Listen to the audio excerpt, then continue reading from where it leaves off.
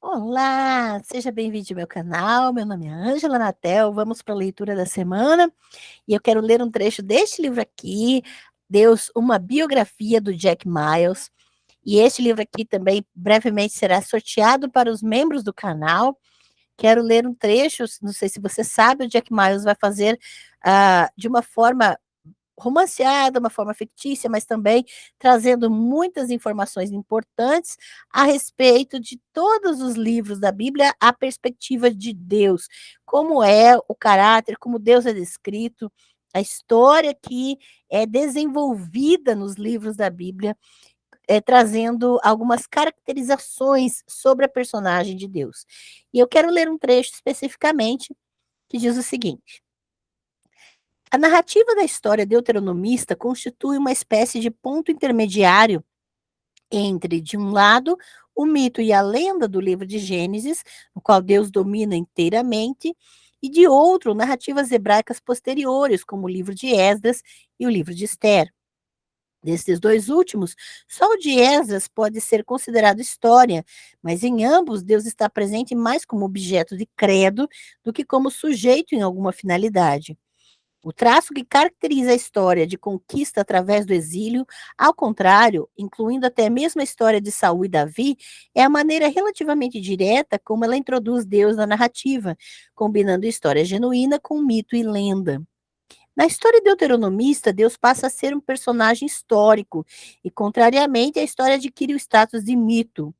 Ao longo do trajeto, histórias populares que passaram a fazer parte dessa mistura, puras ficções claramente criadas por seu valor como entretenimento, assumem uma gravidade que é um misto de mito e história.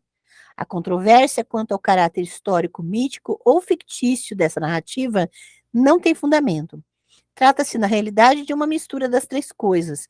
E essa mistura é que constitui precisamente o seu traço distintivo como uma forma de literatura. Os motivos daqueles que produziram essa forma mista não eram os do historiador moderno, ou os do romancista moderno, ou do pregador moderno. Podemos abordar esses motivos, porém, dentro dos limites das modernas divisões padronizadas, no ponto em que, por exemplo, o trabalho do historiador pode ser lido como um romance, ou em que o novelista mergulhou fundo na história, digamos, da Segunda Guerra Mundial, só para fundamentar, ou em que o pregador conta do púlpito histórias que, independente de sua moral, deixam a congregação num silêncio emocionado. A divisão de gêneros está profundamente enraizada na cultura de nossos dias. Por isso, tendemos a ser impacientes com um pregador que tenta, com empenho excessivo, ser interessante, ou com um escritor que parece disposto a salvar o mundo. Mas o poder único desse clássico da narrativa hebraica é que ele faz exatamente aquilo que tende a nos deixar impacientes. Se tomarmos o Tanakh em seus próprios termos, aceitando que tudo que nele está contido realmente ocorreu, história, o resultado é de enorme consequência pessoal para todo leitor ou ouvinte, religião. E página por página, às vezes linha por linha, o Tanakh todo tem a inconfundível segurança e o panaque artístico de uma literatura viva, ficção. Não há como fazer retroceder a mentalidade moderna. Jamais conheceremos essa unidade outra vez. Nenhum historiador, nenhum pregador, nenhum escritor jamais poderá recriá-la. Isso é, jamais poderá ser as três coisas ao mesmo tempo.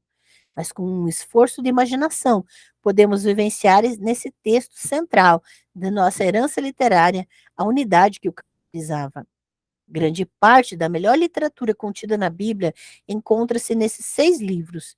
Se esse livro fosse uma introdução geral à Bíblia, mais do que apenas uma análise literária de seu protagonista, afirmaríamos que há nesses livros muita coisa que exigiria um tratamento mais extenso.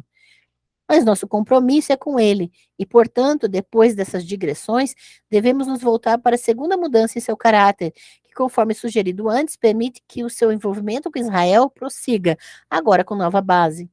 Essa mudança ocorre em 2 Samuel 7, pouco antes da metade da narrativa, e diz respeito a um desenvolvimento impossível de se prever, ou seja, a transformação das tribos de Israel em uma monarquia. Eu peguei esse trecho especificamente porque é como o Jack Miles tivesse feito um parênteses, porque ele vai trabalhar de maneira ficcional, fazendo uma análise literária da personagem de Deus em todos os textos, principais textos da Bíblia, e ele, da Bíblia hebraica, né, ele vai chamar da Tanakh, que é a Torá, os profetas e os escritos, né, e que é Torá, Ketuvim, Neviim e Ketuvim, né, e aí o que nós vamos trazer à memória essas perspectivas que hoje na nossa mentalidade são separadas, a perspectiva do historiador, a perspectiva do teólogo, né, a perspectiva do literário.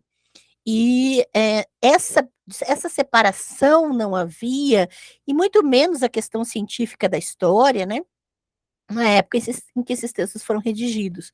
Se você quiser saber mais a respeito da redação dos textos da Bíblia, adquira meu curso de Bíblia Hebraica, Formação em Conteúdo. Você não precisa ter conhecimento prévio algum para adquirir qualquer um dos meus cursos. E aí você vai perceber que essa visão a respeito dos textos bíblicos, nós temos a tendência de projetar a nossa mentalidade e inconsequentemente, achar que estamos dando conta do recado ao analisar textos tão antigos de épocas e mentalidades completamente distintas da nossa. Então, fica aqui a dica da leitura da semana, né? Deus, uma biografia do Jack Miles, que é uma delícia de ler e nos introduz um pouco na questão literária dos textos do Antigo Testamento. Fica aqui essa dica e eu espero que você se torne membro aqui do canal, nas categorias que estão à sua disposição para concorrer a livros como esse, tá bem? Um grande abraço e até a próxima.